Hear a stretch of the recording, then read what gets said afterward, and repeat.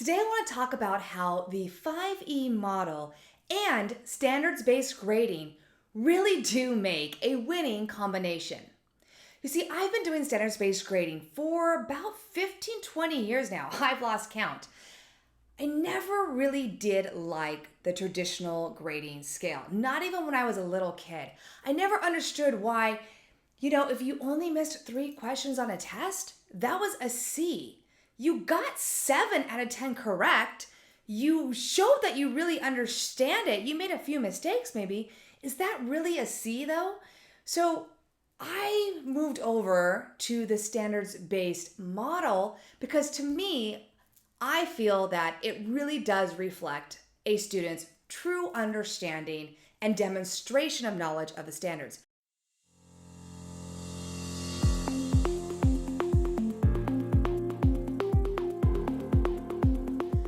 But the debate between traditional and standards-based, we can do that some other time.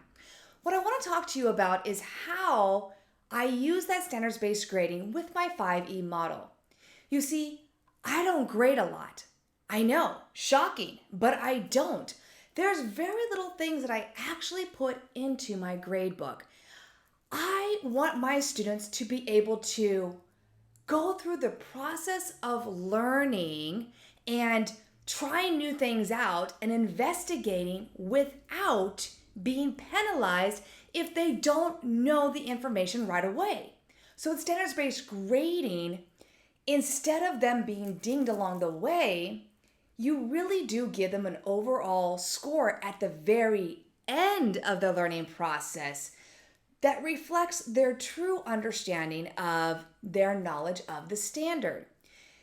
What does that mean? Well, that means that during the engage phase, that very first part, I don't grade that. We use that time to talk and discuss about the phenomenon, the demonstration, the video that we're watching. They discuss it, they ask questions, and we then take that into the explore phase. And I don't grade any of that. That's right. During the explore phase, my students are doing investigations. They're doing hands-on labs. They're doing online labs. They're looking at videos.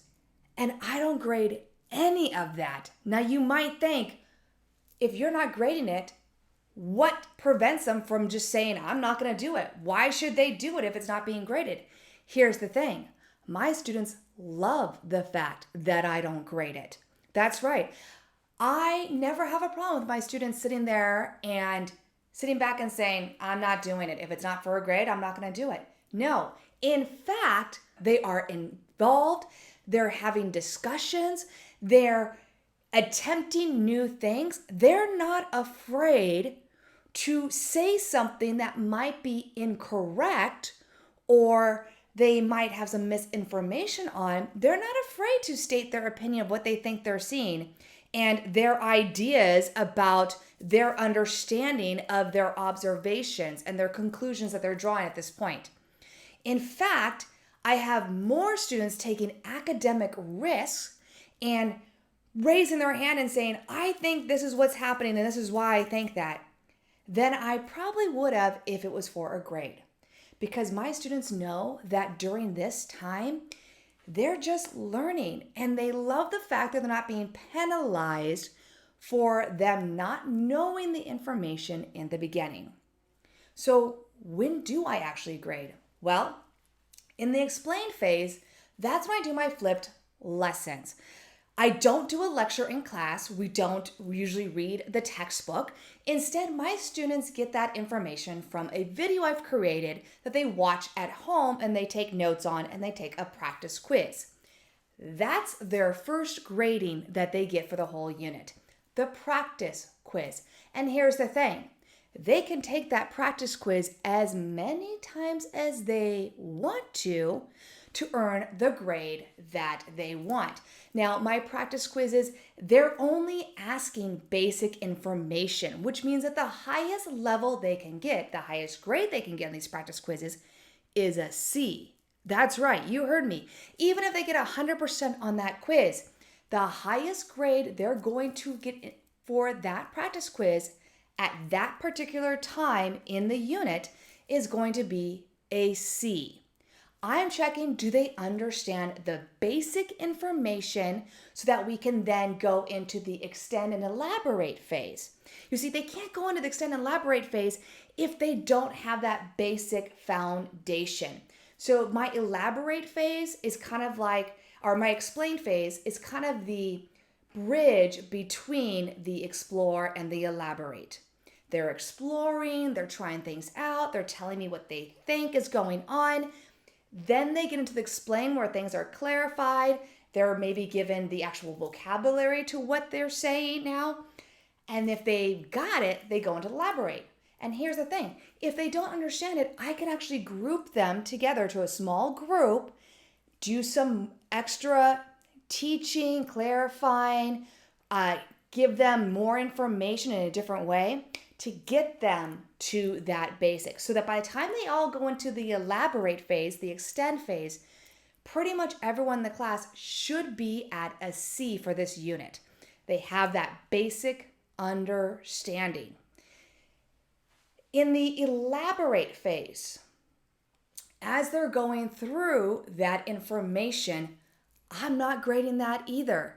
Because what they're doing with that is now they're applying that information, but it's still in a new way. So I'm not going to grade that process either.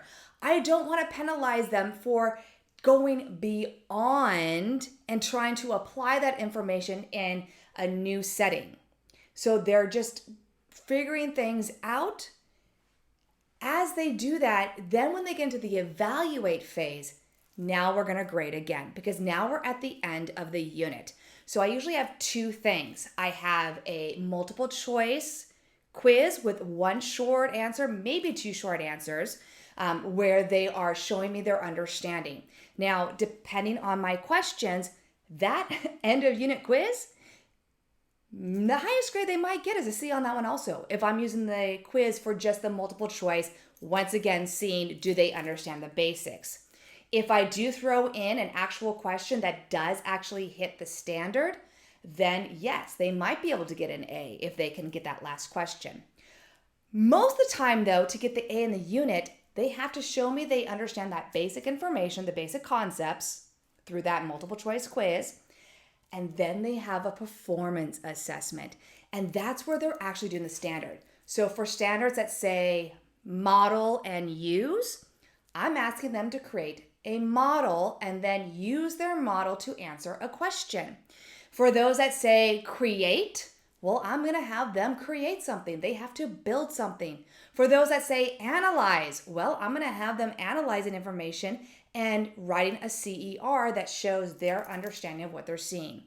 So with all of this in one unit, I might have only 3-4 grades depending on how many flipped lessons I have.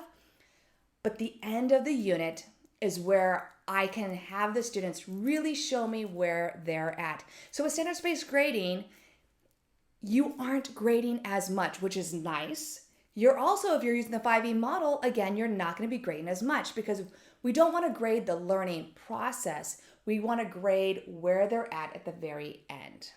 So that's how I use standards-based grading in the 5E model. Let me know what you think. Thank you for watching another Adventures in ISTEM and Beyond video.